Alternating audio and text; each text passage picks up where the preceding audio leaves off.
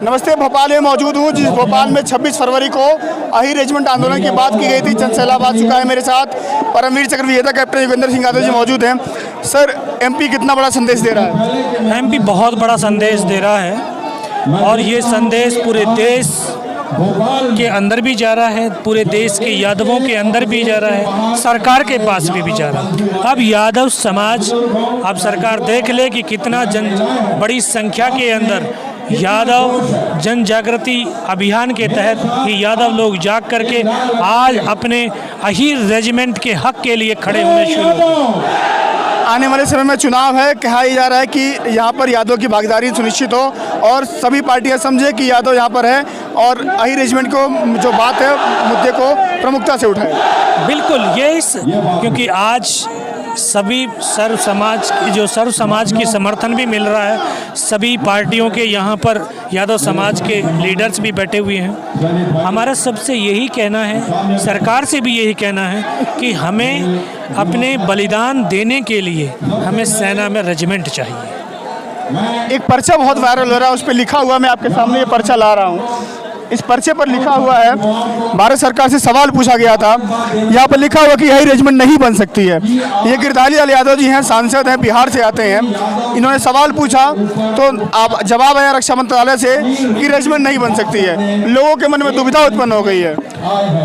नहीं, ये रक्षा मंत्री अजय भट्ट जी ने लिखा है, तो इसके विषय में कोई ऐसी चीज़ नहीं है कि जो नहीं बनाई जा सकती है। जब इस देश के अंदर हजारों पार्टियां बनाई जा सकती हैं सत्ता का सुख लूटने के लिए, तो क्या एक रेजिमेंट नहीं बनाई जा सकती है इस देश की रक्षा के लिए, इस देश पर कुर्बान होने वाले उन वीरों की शहादत के सम्मान के लिए?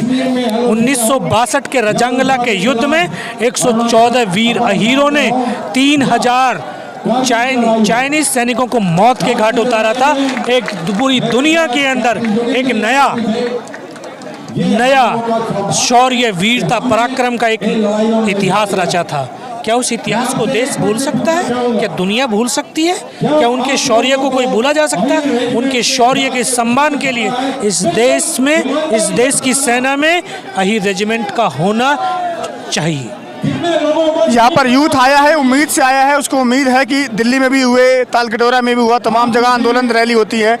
एमपी से कुछ ऐलान होगा, कोई ठोस कदम उठाया जाएगा, इनको कुछ आश्वासन मिलेगा, ठोस आश्वासन? हाँ बिल्कुल, क्योंकि ये लंबी लड़ाई है और लंबी लड़ाई के लिए हमें सब्र, भरोसा, धैर्य रखना हो।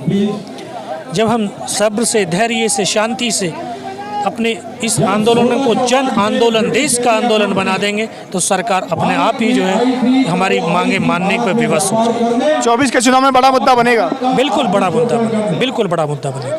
मेरे साथ कैप्टन योगेंद्र यादव जी मौजूद थे, जो परमवीर चक्र विजेता हैं। करगिल के युद्ध में इन्होंने जो अपनी शौर्य और जो पराक्रम दिखाया था, इन्होंने मौत को भी मौत के घाट उतार दिया था।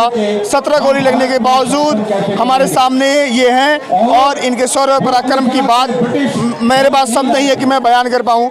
मेरे सामने जनसैलाब है, मैं जनसैलाब दिखा दूँ कि एमपी भोपाल में उमड़ा हुआ ये जनसैलाब आपको दिखाता है कि अब अहीरों के बाद की जो अहीरों के अधिकार की बात है वो होनी चाहिए, सेना में रेजिमेंट बननी चाहिए। हालांकि एक पर्चा बहुत वायरल हो रहा है कि रेजिमेंट नहीं बनेगी, रक्षा मंत्रालय से जवाब आया है, लेकिन उनका कहना था कि अगर इस देश में पार्टियां सत्ता के नाम पर बन सकती हैं, इस देश में तमाम ऐसे निर्णय सरकार ले सकती है, तो रेजिमेंट क्यों नहीं बन सकती है? अगर सेना में तमाम पहले से रेजिमेंटें हो सकती हैं, रेजिमेंट तब बहुत हो सकती हैं, तो ये क्यों नहीं हो सकती हैं? मेरे साथ यश भारती जी मौजूद हैं, यहाँ जाइए सर एक मिनट के लिए। भोपाल में उमड़ा जो जनसैलाब है, जिसकी उम्मीद की जा रही थी, जनसैलाब आ गया है।